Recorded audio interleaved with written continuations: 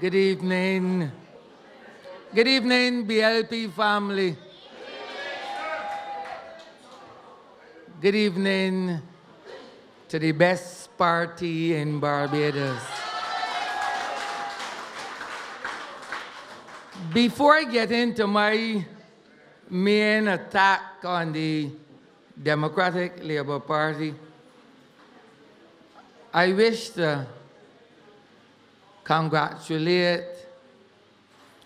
the beautiful young lady who came before me. This is but an example of what this great party has brought to you. Not only is she beautiful, but she has brains. And she reminds me of Gordon Greenidge, the opening batsman. So I am coming after her. But I want to send a very strong message to Richard Seeley, the Minister of Tourism. Even though I was born in Waterford in 1957, I moved to Martindale's Road in 1960. And I spent from 1960 to 1979 in Martindale's Road. So that Martindale's Road, Carrington Village, Halls Road, Hinesbury Road, Gully Hill, all those areas are my stomping ground. So be warned, Richard Seeley. And I have not even started to talk about you yet and the misdeeds. But that will come in another chapter.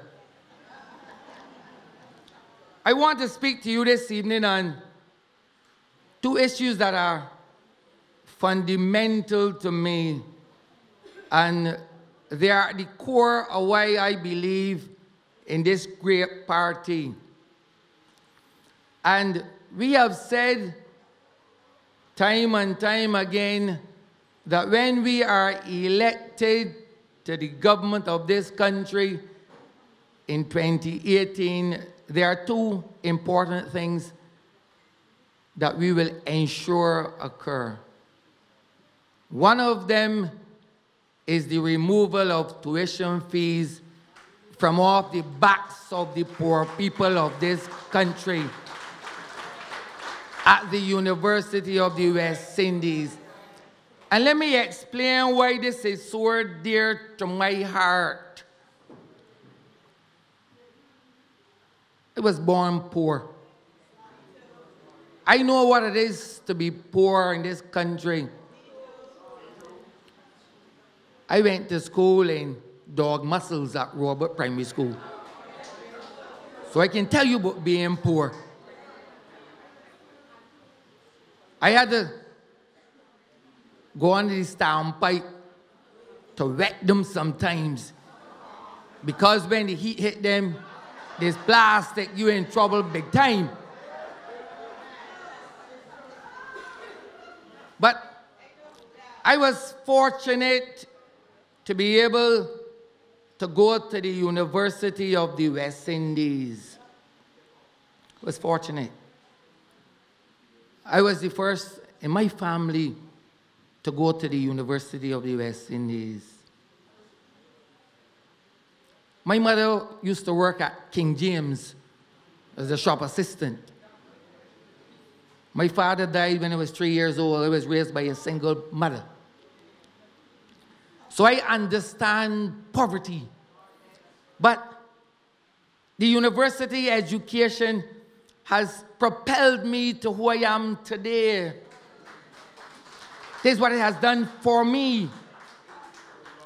So that you can born poor, but it's allowed me some level of upward mobility, social mobility. If I had to pay for that, I could not be here today. And what is worrisome completely worrisome is that you have people in Parliament, the same complexion as you and I, who also were born poor, or so I believe. And what they have done is an injustice to the working class people in this country. And they must pay for it. And they shall pay for it. This ought not to happen in this country. You have deprived poor people of an opportunity for a free university education, and to come on this hallowed day and to say that you are the party of Errol Walton Barrow, the right excellent Errol Walton Barrow, you should be ashamed of yourselves. To deprive poor people, to kick down the ladder, and look at them. Look at them. People like Ronald Jones and Chris Sinclair, architects of doom.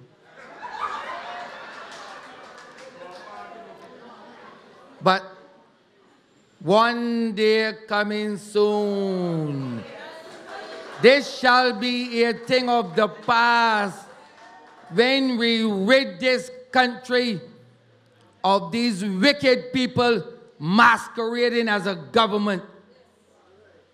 But so much for education. I have come here this evening to speak upon another issue that is dear to my heart. This thing of governance, good governance. And I brought a copy of the so-called manifesto of the Democratic Labour Party, the 2013 manifesto, Continuing Pathways to Progress, it is entitled. And it is important for you to understand these things.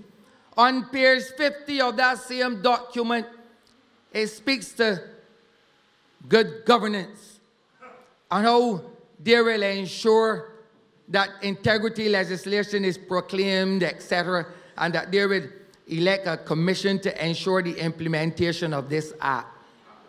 Oh, hold on. That was 2013. This is 2018. Nothing so has occurred. And it is fundamental for you to understand these things. Good governance speaks to subscribing to the rule of law in this country. Good governance speaks to transparency and accountability. And we have said that when elected, we will ensure that this legislation is proclaimed as a matter of principle. It shall be done. But I want to speak to you on this issue. Now, good governance and the rule of law does not only speak to the issue of criminal law, you know. It speaks to adhering to the principles of the rule of law for citizens of this country. Not only politicians, but in order to have good governance, there must be an equal playing field, a level playing field for all and sundry, so that what is good for the Pharisees got to be good for the Jews. But we have in this country certain people who are above the rule of law. in this country. And they have to be brought to justice. It is not only poor people that should spend time in jail.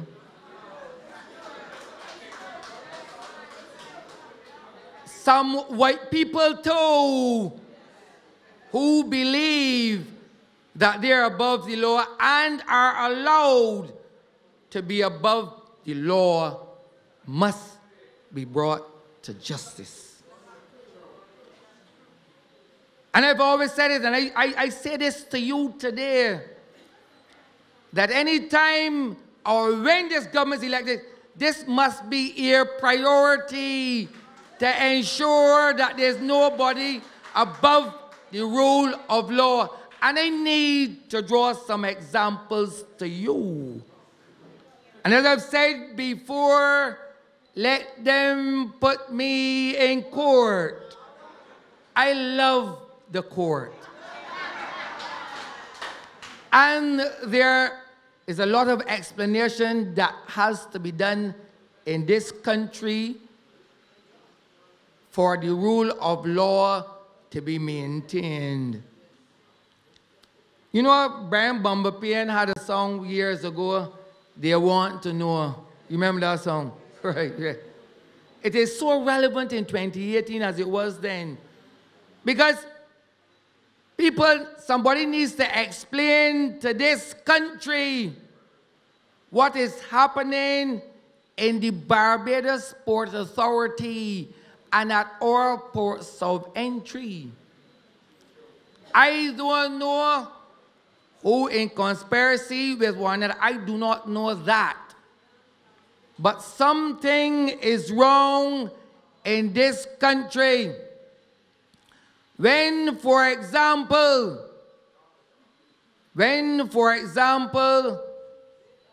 a barge of sand can come into this country,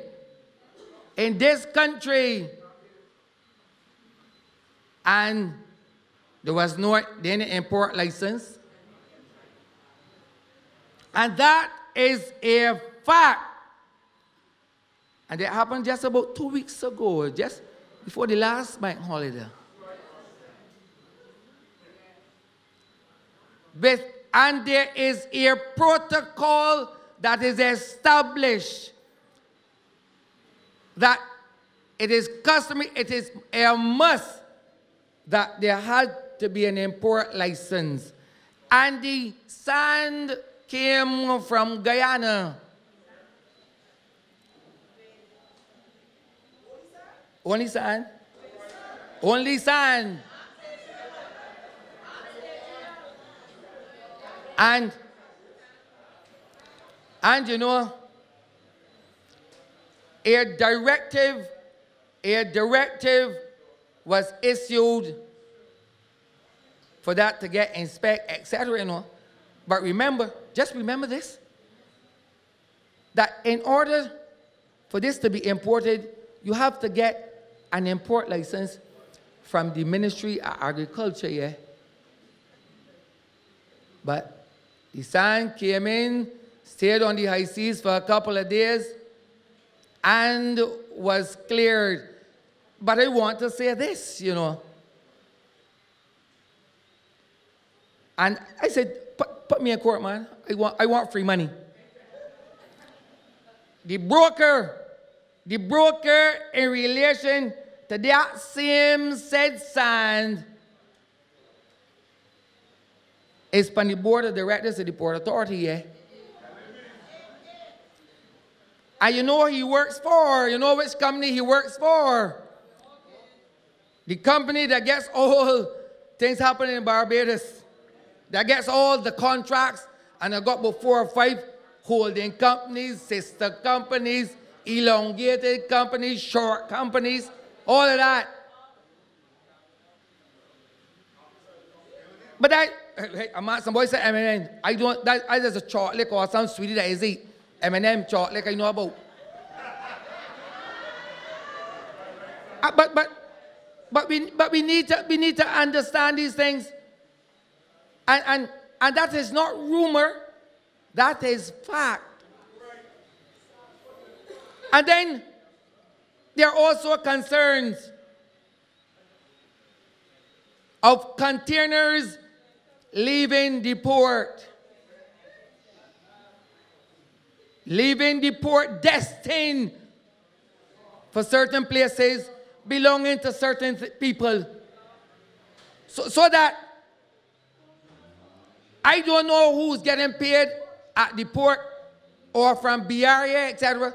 But something is wrong in this country. Something is fundamentally wrong in this country when these things are occurring and no one is being brought to justice. But as if that wasn't all. As if that wasn't even all. It is now alleged that duty-free concessions now getting extended now to all kinds of things and all kinds of people. That apparently now it appears as though duty-free concessions being extended to the spouses of ministers, yeah? Well, I am at a loss. And I'm very serious, because when it was first brought to my attention, I asked a very simple question in my ignorance. I asked a very simple question. The person is a taxi driver? They had a taxi for 10 years or something, and again, they get a new car. But, you know, you gotta be careful, because you know they can backdate, because of computerization now, they can backdate documentation. But if you don't believe me, right? Ask people at MQI about it. That's who to ask. That's who to ask. Ask personnel up there about that. Perhaps then they will give you the documentation. Because in my ignorance, you see, I really don't know who signed off on concessions. Because I ain't a minister. But I believe that that duty or that function or that role or that duty is subscribed to a specific minister. I ain't sure, but it's something to do with BRA, I believe, so I believe that I subscribe to. I don't know the minister by name, but I believe it's a specific portfolio that he has. So perhaps he can, whoever he is, could come to the public and ask if it is but just a rumor. And this is why I like to speak about governance and transparency and accountability. Because I believe that when you enter public life, that it is an open book. And not only that, but when you are elevated to be a minister, I believe that there are certain expectations of you, that they probably even become greater. But it does not give you the capacity to do as you like and disregard people. It doesn't. So that you can't treat people with disdain and think that they will not speak about it. So that perhaps you should ask a former minister of transport and works I have not said anybody's name. Why, when the contractor fix his premises and give him an invoice for $10,000, why up to today he has not paid the man a cent? And let me say this to him. He has a rude awakening coming. Because this attorney at law here shall soon serve documents on him. And that is a fact. That is no rumor. So if he is within earshot, and I believe that they're probably taping this, tell he paid the gentleman money on or before the 31st of January, yeah? So that he got 10 days. 10. And while we are speaking on this whole thing about government, somebody go help me.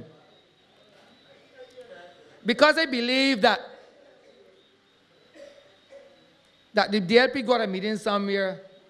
Right, I believe so, right. Yeah, and they got a couple of people up there speaking. A famous one.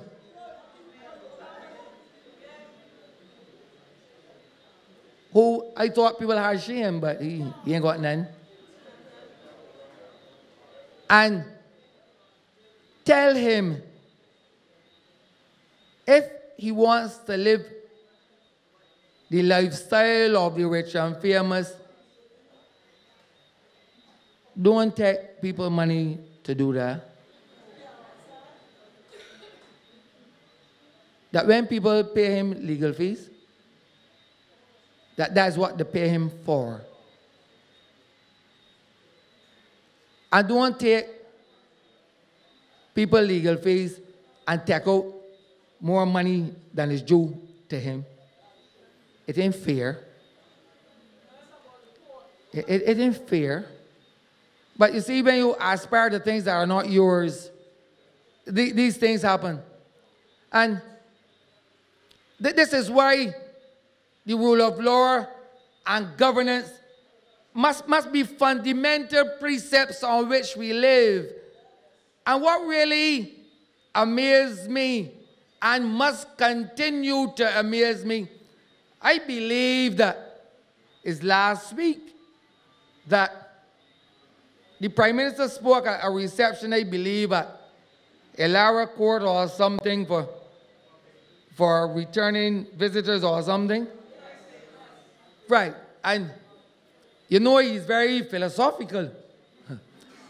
He speaks in esoteric language, way above the common mind, and he can quote. And I think that he was speaking about mistakes that people make or something of the sort. When I think he drew some analogy that people are not perfect or something, and that, hold on, please. That perfection is the preserve of the Almighty. I believe he says that, something to that effect. But you know, it is strange, you know. It is real strange. That even in addressing that forum, and he said about this perfection is the preserve of the Almighty, he forgot to add a most pertinent sentence to that. And in all fairness, he should have told the people that. Yes, he should have that. Well, perfection might be the preserve of the Almighty. Corruption is the preserve of the DLP. That is what he should have told the people. That is what he should have told them. And that is fair. That is fair. Never in the history of this fair land, never Have you heard such rumor of endless corruption and people getting money under the table and all sorts of things? And you speaking about, you know, and I believe that it says something about their platform will be founded on morality. They understand what morality speaks to and the importance of morality. Morality speaks to a set of principles and ethics. That is what it speaks to. Good principles and ethics, following morals. That is what it speaks to. And if your party is the bastion of corruption, how dare you talk about morals? And a party surrounded and encircled by vagabonds and thieves, and speaking about morals, and got the audacity to tell people, get a lawyer. But no, he tell one, get a lawyer, he soon go tell a second, get a lawyer again. No, that, and that these are the things that are pervading our country. And we need to change the climate. We need to change the way of thinking of our people. You need to rid this land of these vultures. You need to, and it has to happen. And you are the people to make it happen. The time is right. The time is also right to bring about change in this good land of ours. 10 years is too long. How long more must we endure this disdain for our good land? We must bring back some semblance of respectability to ministerial portfolio and the office of Prime Minister. We have to do it. Anytime you are leading a bunch of people who are corrupt or perceived to be corrupt and you have done nothing, you are complicit in your actions. There's something in law called joint enterprise and common design. You ain't got to be there when the act was committed, but you have knowledge and you have done nothing. You have not withdrawn from the enterprise. That's just like the watchman and the thief. And the watchman is normally get more time than the thief.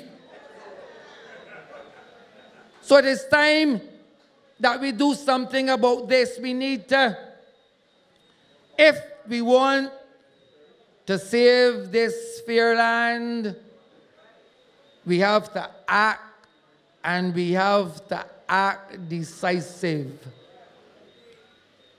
It can only take us to June, and we have endured all along. But be warned, be warned, be warned. Be careful on voting day.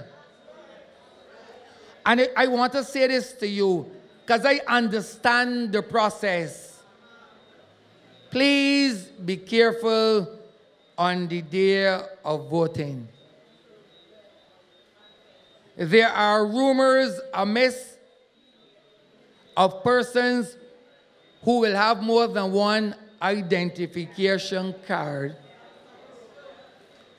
And I can tell you about it because I have seen it done before.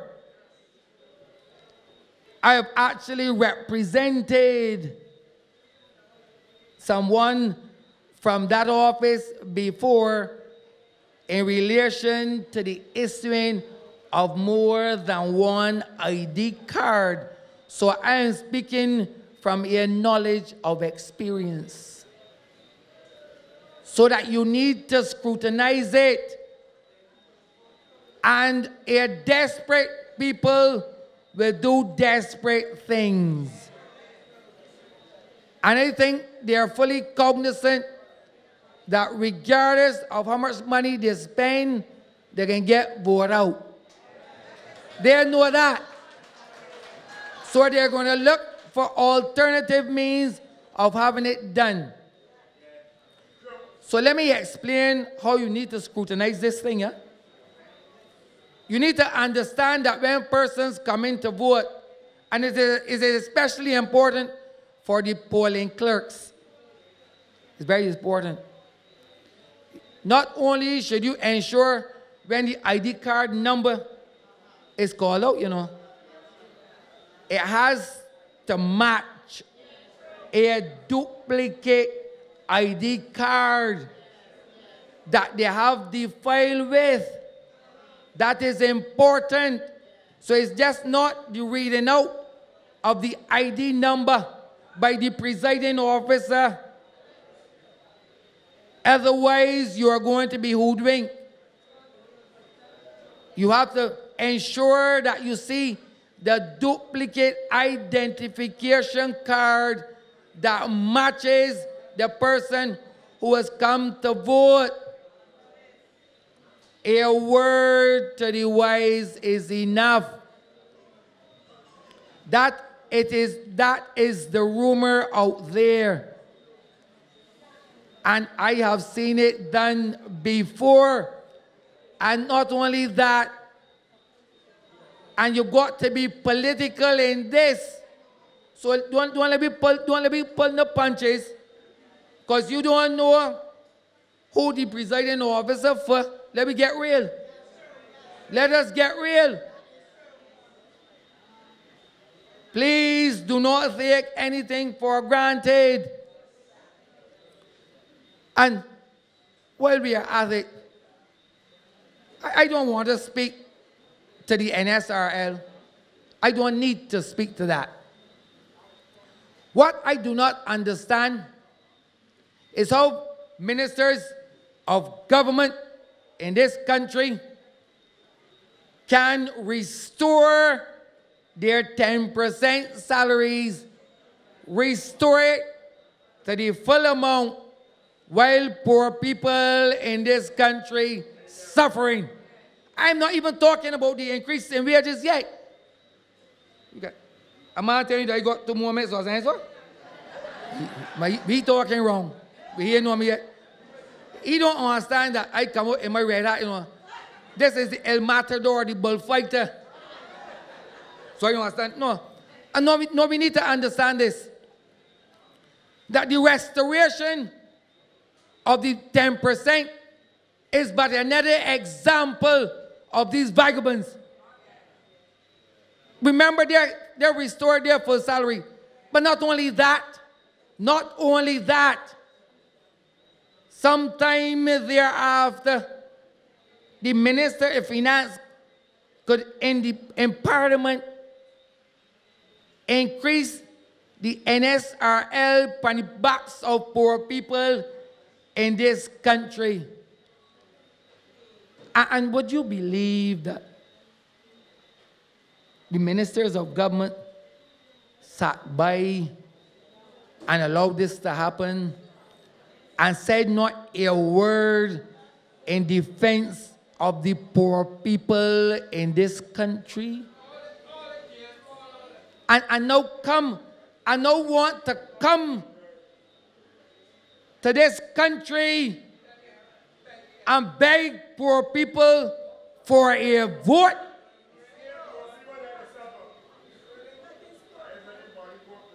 And these people are not mad, you know. These people are sane. But it speaks to the arrogance and contempt of these bunch of hooligans parading. That is why it speaks to. They have no regard for the poor in this land. And my friends, in closing, I want to implore you and beg you. A vote in the upcoming election is not about Arthur Eugene Holder or Marsha Cattle or Santia Bradshaw or Trevor Prescott. It is about saving this fair land of ours. That is what it's about. And why I'm imploring and begging you, because this great party has done it before. And we have the ability and capacity with the team that we have, led by Mia Amormo, the next Prime Minister of this country. And there are not two ways about it. She, as we say in law, she is the fit and proper person to lead this country. She is.